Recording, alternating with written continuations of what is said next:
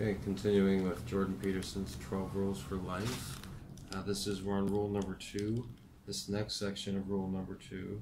And rule number 2 is take care of yourself like you're taking care of somebody who you actually care about, essentially. This section of rule number 2 is chaos and order, personality, female and male. This is a pretty long section. I think it's going to be kind of interesting. I think the crazy neighbors down there, it's gone. The crazy one guy. Hundreds of people live around here. There's one guy that's out of his mind on drugs. He's like a drug dealer that lives right over there. Everybody knows he's a crazy drug dealer. And I'm just flabbergasted.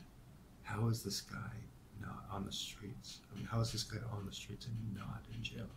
Hawaii, Honolulu would be the only place where they would let this guy, like, I guess he must be on ankle arrest. He's the craziest, druggiest druggie. It's just like, why is this guy let to yell outside people's apartment windows? And around children, he yells about the most horrible things. I'm reading a book. It's not that bad. But anyways, it's not about me. This is about Jordan Peterson's 12 rules for 12 rules for life. Not 12 rules for junkies outside my window. Anyways, chaos and order, personality, female and male. Chaos and order are two of the most fundamental elements of lived experience. Two of the most basic subdivisions of being itself, but they're not things or objects, and they're not experienced as such. Things or objects are part of the objective world. They're inanimate, spiritless, they're dead. This is not true of chaos and order. Those are perceived, experienced, and understood to the degree that we all understand them as personalities.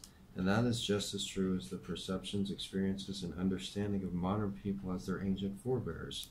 It's just that moderners don't notice. Order and chaos are not understood first, objectively as things object, and then personified. This would only be the case if we perceived objective reality first, and then inferred intent and purpose. But that isn't how perception operates, despite our preconceptions.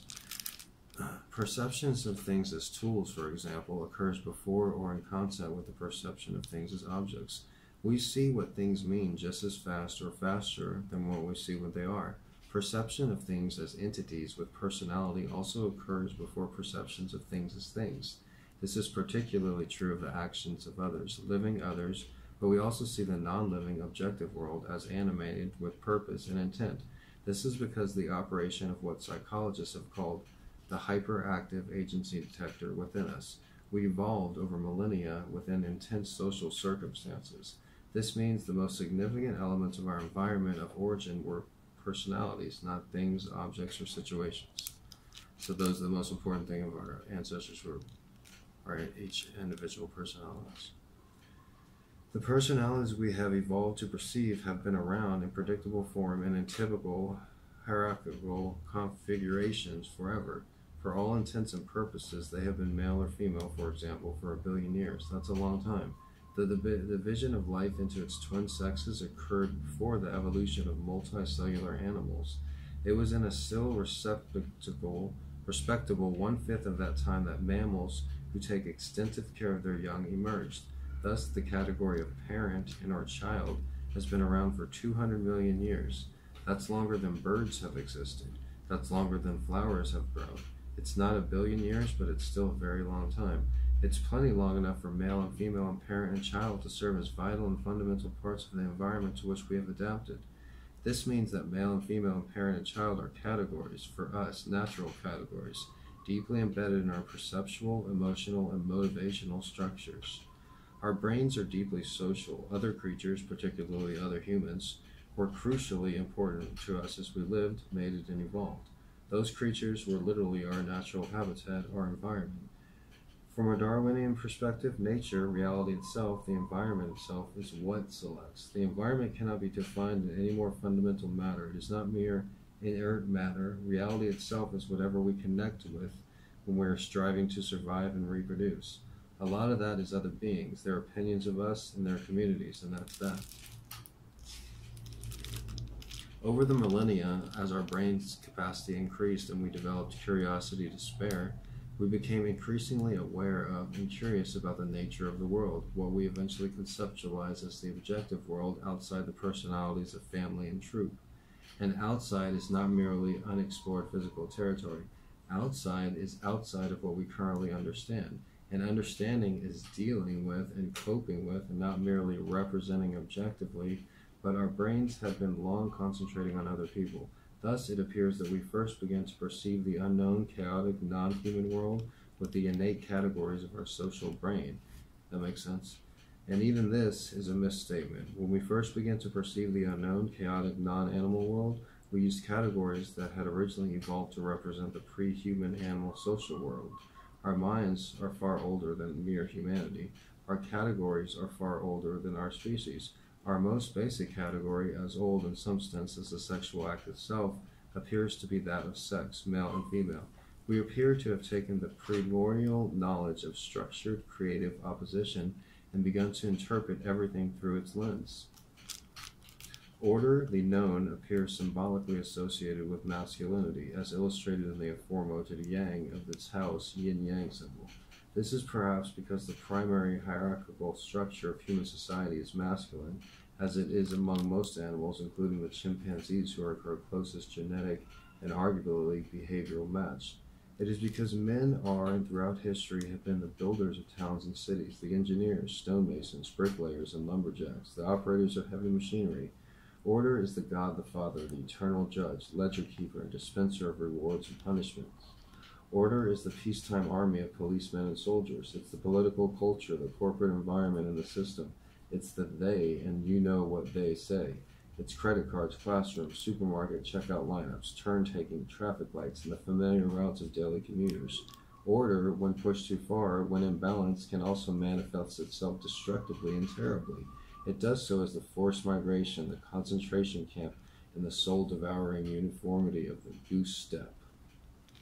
I don't know what a goose step is, but it sounds like it's uniform. Chaos, the unknown, is symbolically associated with the feminine. This is partly because of all things we have come to know when we're born. Originally, all the unknown, just of all beings we encounter when we were born, are mothers. Chaos is mater, origin, source, mother, materia, the substance from which all things are made. It is also what matters, or what is that matter. The very subject matter of thought and communication, in its positive guise, chaos is possibility itself, the source of ideas, the mysterious realm of gestation and birth. As a negative force, it's the impenetrable darkness of a cave and the accident by the side of the road. It's the mother grizzly, all companion to her cubs, who marks you as potential predator and tears you to pieces. Have you ever seen a bear? I saw one once in a tree. It wasn't a grizzly bear, it's a cinnamon bear. It's in New Mexico. Chaos, the eternal feminine, is also the crumbling force of sexual selection. Women are choosy maters, unlike female chimps, their closest animal counterparts. Most men do not meet female human standards. It is for this reason that women on dating sites rate 85% of men as below average in attractiveness. Wow. Oh man, it just makes me feel worse about my wasted youth. It is for this reason that we all have twice as many female ancestors as male. Imagine that all women who have ever lived and averaged one child.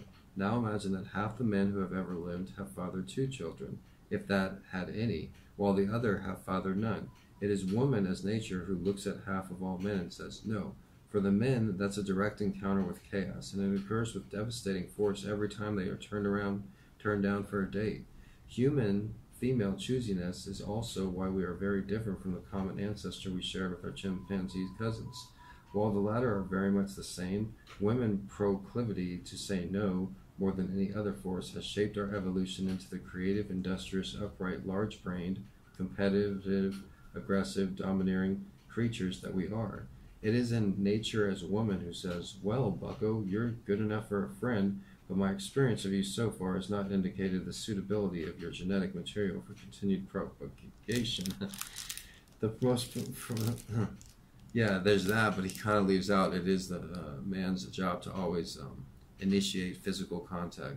And so from somebody like me, even if you're on the position of a date and intimate with women, it's the man to initiate each step of contact. That's something that I didn't understand. But this isn't about me. So. Okay. I shouldn't have shared that in front of me. The most profound religious symbols rely for their power in large part on the underlying fundamental bipartisan conceptual subdivision. The Star of David is, for example, the downward pointing triangle of femininity and the upward pointing triangle of the male. It's the same for the yoni and the lingam of Hinduism, which come covered with snakes, our ancient adversaries and provocateurs. The Shiva Linga is depicted with snake deities called the Nagas. The ancient Egyptians represented Osiris, god of the state, and Isis, god of the underworld, as twin cobras, with their tails knotted together. The same symbol was used in China to portray Fuxi and Nuwa, creators of humanity and of writing. The representation in Christianity are less abstract, more like personalities, but the familiar Western images of the Virgin Mary with the Christ child and the Pieta both express the female-male dual unity, as does the traditional insistence of the androgyny of Christ. It should also be noted, finally, that the structure of the brain itself is at a gross morphological level appears to reflect this duality. This, to me, indicates the fundamental beyond the metaphorical reality of this symbolically feminine-masculine divide, since the brain is adapted by definition to reality itself. That is, reality conceptualized in this quasi-Darwinian manner. Alcoa Goldberg, student of the great Russian neurophysiologist Alexander Luria, has proposed quite lucidly and directly that the very hemispheric structure of the cortex reflects the fundamental division between novelty, the unknown or chaos, and routinization, the known order. He doesn't make reference to the symbols representing the structure of the world in reference to this theory, but that's all the better, an idea to be more credible when it emerges as a consequence of investigation in different realms.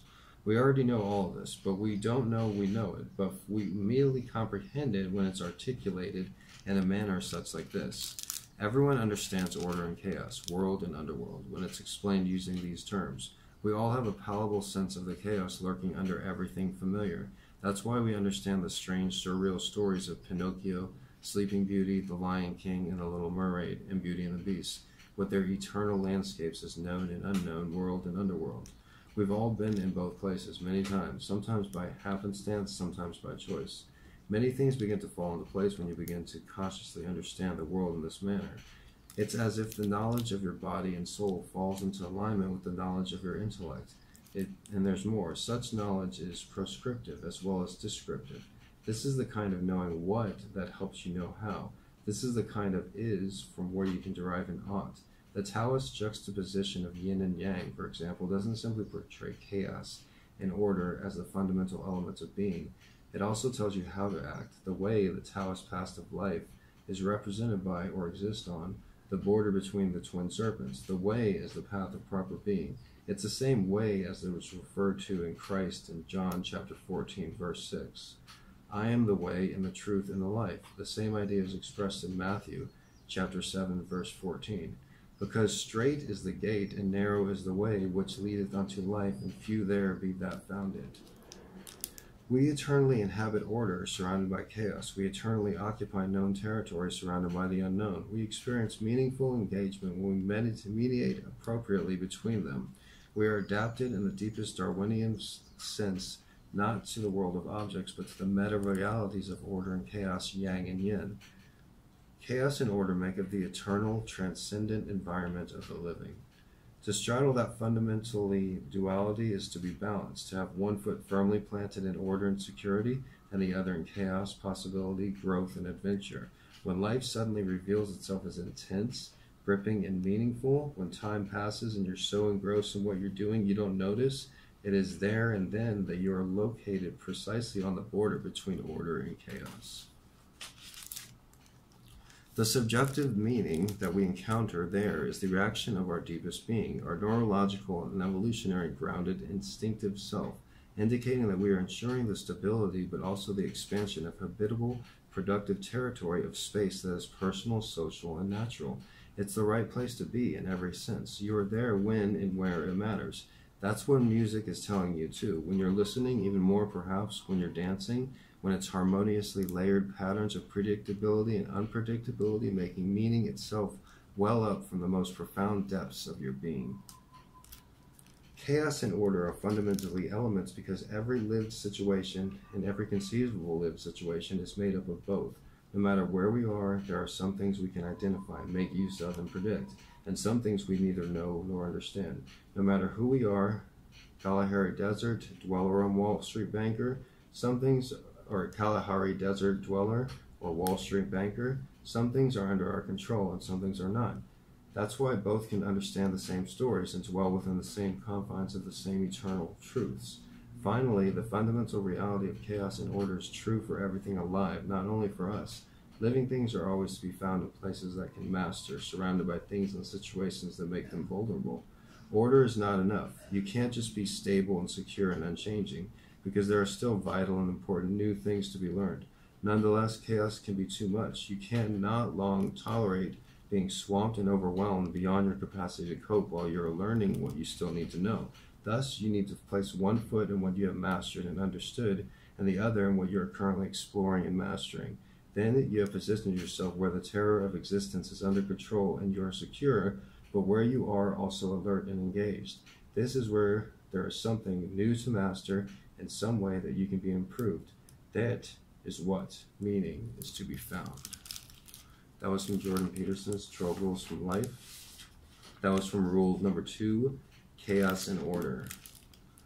My name is Gregory Brandt. If you enjoyed my reading, click the thumbs up button and go ahead and check out my own book and my other channels and my other videos. And thanks.